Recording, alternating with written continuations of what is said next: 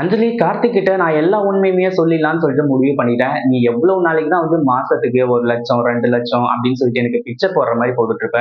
நீ மட்டும் வந்து பாத்தீங்கன்னா இந்த சொத்து எல்லாத்தையுமே வச்சுக்கிட்டு ரொம்பவே சந்தோஷமா இருந்துட்டு இருக்க. கோடி கணக்குல சொத்து வச்சுக்கிட்டு உனக்கு கோடி கணக்குல சொத்து வருது அப்படின்ற சந்தோஷத்துல இருக்கும்போது, எனக்கு வந்து பாத்தீங்கன்னா 1,00,000 2,00,000 சொல்லிட்டு பிச்சை போட்டுட்டு இருக்க பாத்தியா? இனிமே அந்த பிச்சைக்கு வந்து வேல்யூவே வந்து கிடையாது.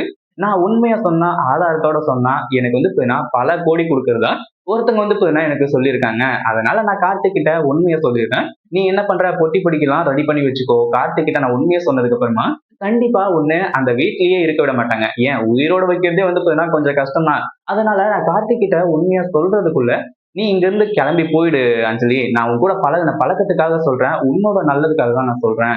அப்படின்னு சொல்லிட்டு இந்த அஞ்சலிக்கு ஏற்கனவே வந்து பாத்தீங்கன்னா வார்னிங் வந்து போன்லயே கொடுத்தான் இந்த மகேஷ். அதுக்கப்புறம் தான் வீட்டுக்கே வந்து இப்போ கார்த்திக் கிட்ட எல்லா உண்மையுமே சொல்றது. அதுக்கு முன்னாடி என்னவெல்லாம் நடக்குது அப்படின்னு சொல்லிட்டு பார்க்கறதுக்கு முன்னாடி இப்பதான் நம்ம சேனலுக்கு ஃபர்ஸ்ட் டைம் வரீங்க அப்படின்னா சப்ஸ்கிரைப் பண்ணிக்கோங்க.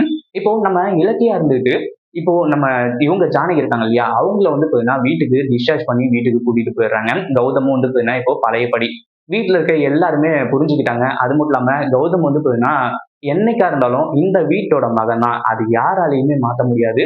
கௌதம் வந்து பாத்தீங்கன்னா எனக்கு அண்ணன், கௌதம் வந்து பாத்தீங்கன்னா எனக்கு புள்ள அப்படின்னு சொல்லிட்டு எல்லாருமே உரிமை கொண்டாடுறது மட்டும் இல்லாம எப்பவுமே இந்த பாசம், அன்பு இது எதுவுமே மாறாது. இப்போ இல்ல, இன்னும் ஒரு 10 வருஷம் கழிச்சா கூட இந்த ஒரு விஷயம் யார்கிட்டயும் மாறாது அப்படின்னு சொல்லிட்டு தெளிவா புரிய வச்சு கௌதம் வந்து பாத்தீங்கன்னா ஏத்துக்க வச்சுட்டாங்க.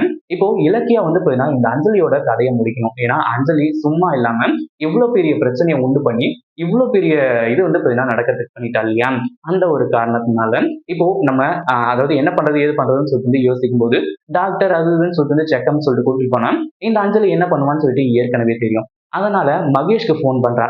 மகேஷ், நான் வந்து பாத்தீங்கன்னா இலக்கியா பேசுறேன் அப்படின்னு சொல்லிட்டு வந்து சொன்ன உடனே, என்ன இலக்கியா எதுக்காக போன் பண்ணிருக்க?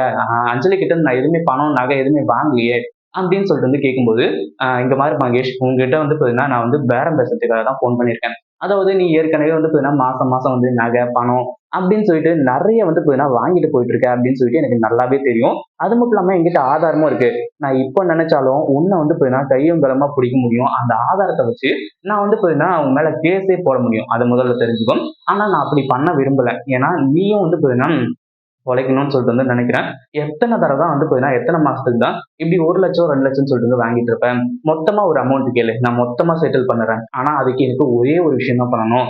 இந்த அஞ்சலியை பத்தின ரகசியங்கள் உன்கிட்ட வந்து பாத்தீங்கன்னா என்ன ஆதாரம் இருக்கு, அந்த ஆதாரம் எல்லாத்தையுமே கார்த்திகிட்ட கொண்டு போய் காட்டிடு அப்படின்னு சொல்லிட்டு வந்து சொல்லிடுறாங்க. இப்படி ஒரு பம்பர் ஆஃபர் யாருக்காச்சும் கிடைக்குமா? இந்த அஞ்சலி வந்து பாத்தீங்கன்னா நமக்கு பிச்சை போடுற மாதிரி தான் போட்டுட்டு இருக்கா. நம்ம டைரக்டா போயிட்டு இலக்கிய சொன்ன மாதிரி பண்ணிடுவோம். அப்பதான் நமக்கு நிறைய பணம் கிடைக்கும் அப்படின்னு சொல்லிட்டு வந்து பாத்தீங்கன்னா நேரா போயிட்டு இப்போ இந்த கார்த்திக் கிட்ட உண்மையா சொல்லியிருக்காங்க. ஏற்கனவே வார்னிங் கொடுத்தோம் இந்த அஞ்சலி திருந்தல. நான் இப்படிதான் இருப்பேன். எப்படிடா வந்து நான் இப்போ இந்த மகேஷ் கிட்ட இருந்து தப்பிக்கிறது அப்படின்னு சொல்லிட்டு வாசல்லயே வந்து காத்துக்கிட்டு இருக்கா. ஆனா கார்த்திகை கூப்பிட்டு நம்ம மகேஷ் வந்து பாத்தீங்கன்னா எல்லா உண்மையுமே சொல்லிடுறாங்க. மகேஷ் பயங்கர கோவத்துல இருந்துட்டு இருக்காரு. இதை பத்தி நீங்க என்ன நினைக்கிறீங்க? அந்த வீடியோ பிடிச்சிருந்தா லைக் பண்ணுங்க, ஷேர் பண்ணுங்க. இப்பதான் நம்ம சேனலுக்கு ஃபர்ஸ்ட் டைம் வரீங்க அப்படின்னா சப்ஸ்கிரைப் பண்ணிக்கோங்க.